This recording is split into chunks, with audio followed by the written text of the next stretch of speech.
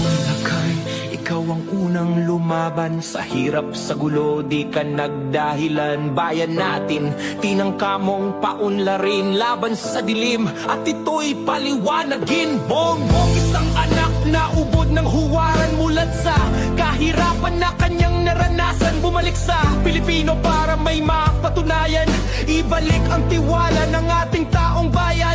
Puro pekeng pangako ang mga Duterte, Marcos pa din kami. Kahit anong mangyari, pinayabong ang bansa. Kita mo ang ginawa, ang tunay na boses naming mga maralita. Bongbong, ikaw ang tumatayong pag-asa ng mga taong inabuso at walang hustisya. Hindi ka natatakot, sino man makaharap. Yan ang presidente naming mahihirap. Bongbong, ikaw ang tumatayong pag-asa ng mga taong inabuso at walang hustisya. Hindi ka natatakot, sino man makaharap. Yan ang presidente naming mahihirap.